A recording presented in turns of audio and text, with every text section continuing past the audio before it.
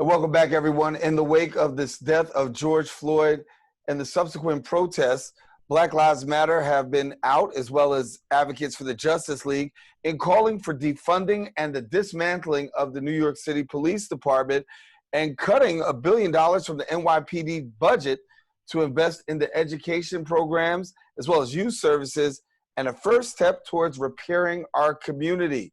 Now, people are worried that police officers will bring excessive force into the public schools.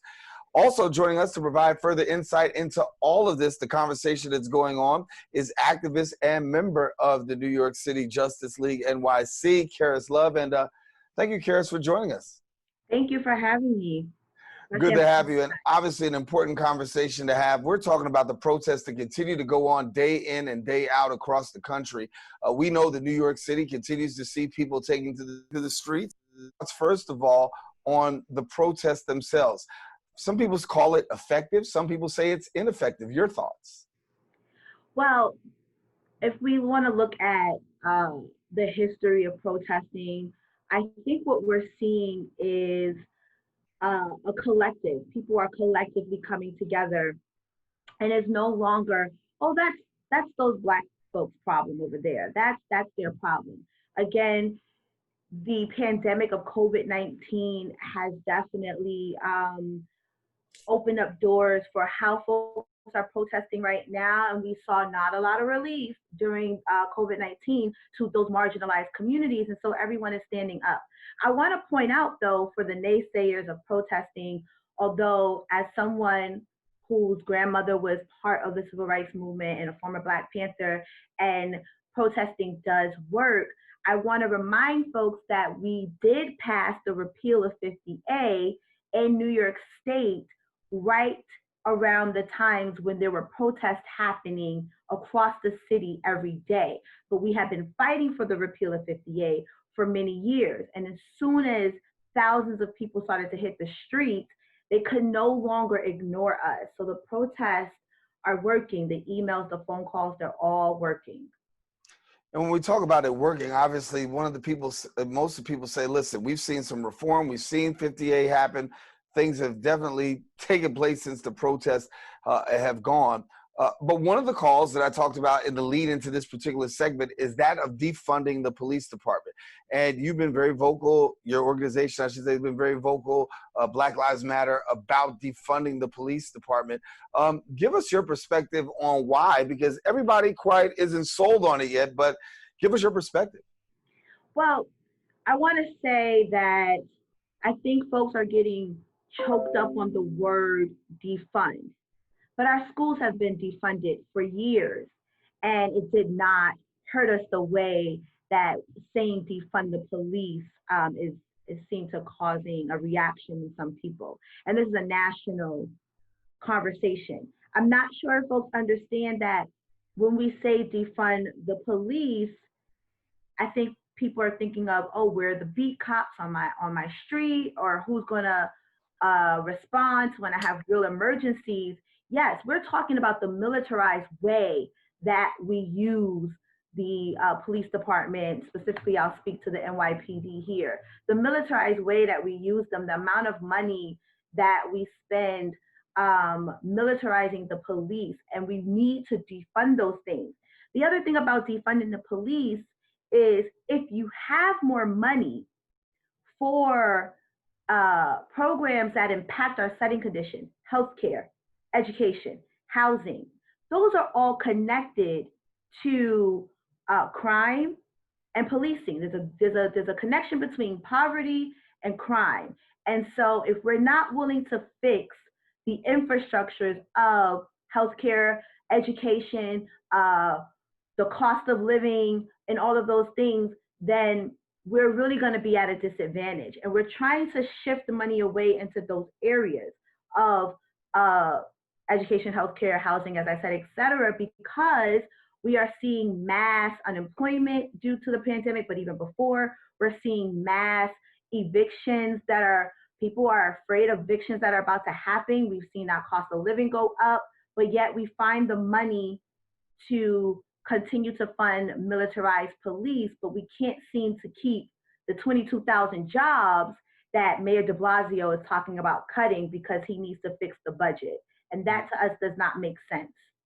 And when you talk about, cutting, you talk about putting money towards youth, putting money towards programs.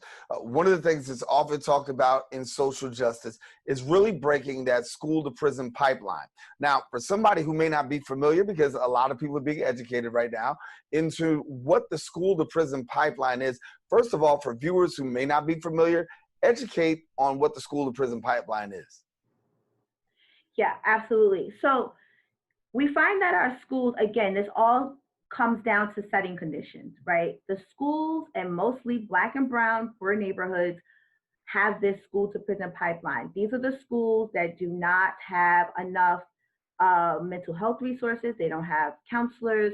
We know that Black children are not seen as children as a very young age. The suspension rates in Black children are higher than those of their white counterparts, even for the same thing. So a Black child can have a temper tantrum, and because we have police in our school, no one's in fact policing, which is what happens when we get onto the streets. And so we want to see more counselors, not cops, in our schools. Our children have to, especially now as they're coming back to school, you have the mental health piece, being locked up, being in a pandemic, coming from poor neighborhoods with not adequate food, not adequate housing, not adequate health care. And then we expect children to sit in the classroom all day and be able to function. And if, emotionally they can't, we call in a police officer and not a counselor or not a social worker. And that's the difference that we want to see. And we're seeing it across the country, even across our state. Rochester has removed SROs from their schools, and we need to see this trend happening because our kids depend on it. These high suspension rates lead to getting left back, leads to, being labeled as the problem child and things of that nature. And that's not what we want, especially not in our schools. That's not what we want. Understood. And when we talk a little bit about what's going on in schools, and we talk about the issues that are going on post-COVID-19, schools, COVID-19 are going to have to deal with what's called that trauma, right? Yeah. I want to talk about that for a moment, because there is this collective trauma that students are facing, and there is this collective trauma that we as a community are facing. And I think that when we see people taking out to protest in the death of George Floyd, and you see people coming out in mass numbers and ignoring social distancing rules, I told people, I said, this is also a byproduct of trauma. This is what traumatized people do. They head out, they protest, they take their voice, they take their action, and regardless of the fact that social distancing measures are supposed to be in place, people are willing to break that because the trauma has been so intense. Do you agree? Oh, 100%. I also want to point out that we were home, we were sheltering in place, we were social distancing, we were doing all those things.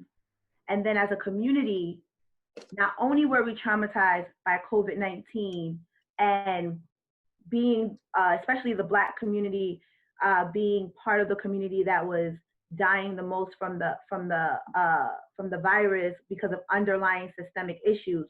We're home trying to do the right thing, and then we see murder after murder after murder after murder on the screen. And so that is why people are running to the streets, because when we were inside trying to do what everybody else is doing, white supremacy and racism still didn't take a break. It didn't take a break for George Floyd. It didn't take a break for Breonna Taylor. It didn't take a break. And so if we can't even get a break from the racism, then we might as well, because we're either going to die from COVID or we're going to die from the racism and the state-sanctioned murders. And so people they have nothing else to lose. They're throwing it all on the line. We're trying to make it a better place for our young people coming after us. And we are doing the best we can by wearing masks. I've been at many protests. I'm out in the streets probably more now than pre-COVID. We're wearing masks. We're handing out PPEs. We're handing out hand sanitizer. We are trying to do what we can to contain it. But you have to understand that, there's this saying, when America when white people get a cold, black people catch the flu. And we caught the flu with COVID-19, but we're also having to deal with all the other things that are happening in a collective, black people are in a collective trauma right now. Watching our brothers and sisters murdered on video, and I'm not saying not to record because we do need the evidence, but what I am saying is that it is doing something to black people in America, being able to watch. Brianna was sleeping, right? She was in her home, watching us do these everyday things, or watching these murders on TV, on these videos, is giving black people a collective trauma. And so if America really wants to deal with us being out in the streets, then deal with the collective trauma that you have imposed on us. This is a trauma that you've imposed on us since our ancestors were brought here, and we're still carrying that around. It's not just now. The protests seem to be super big, but we really are carrying the baton from our ancestors and our elders before us, because there were things that they did not win, and we're tired, and we need to win them now because we're basically suffocating. But we know that there's a lot of work that's being done on the policy part, and that doesn't always get the attention that it should get. We talk a lot about the protests, and that's important, but there's also some great work that's being done on the policy initiative. So with the time that we have, share a little bit about the policy work the Justice League NYC and also movements like Black Lives Matter are engaging in that's actually making a difference. Absolutely. There's many tools in our toolbox. And I know that protest is the ones that we see because it's out front, it's direct action. But before groups like Justice League and others, before we go out to protest, we are protesting a purpose.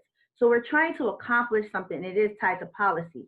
The reason why is because we have this electoral system, we have this democracy system, and our elected officials, their job is to use the power of the pen to write legislation that undo the systemic oppression that the Black community and many other communities face.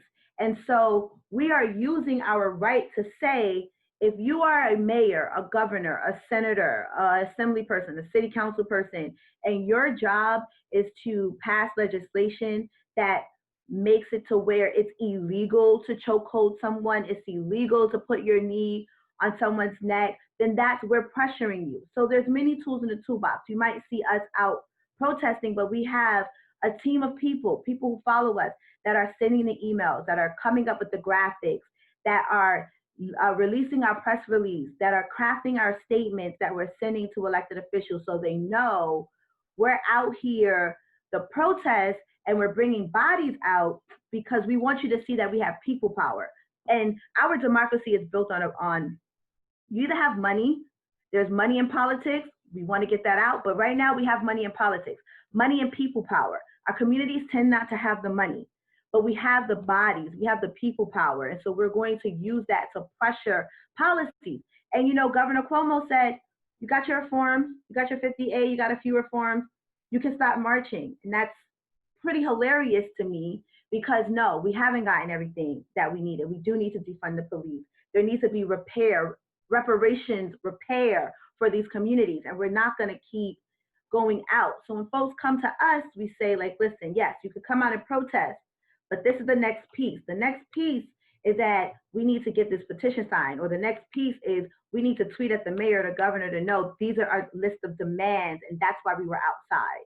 Yeah, well, Keris, like Governor Cuomo has just come out recently and said that he's really doing some things about social distancing, possibly slowing up the reopening of phase 3 here in New York City. And this is what the governor says. He says bars, but then he also says protesters, and because protesters aren't social distancing. And there'll be some people who make the argument and say, listen, maybe the protest should stop. I mean, you've got 50A, you've seen a couple of things happen. Should the protest stop? And what would your answer be? Yes or no? Absolutely not. It's not enough. When my grandmother was part of, during the Civil Rights Movement, they got the Voting Rights Act, but voter suppression still happens. It's wild to me that he made those comments because it's what it says is that you really don't understand the root of white supremacy. These policies are things that we wanted a long time ago. They're actually way overdue.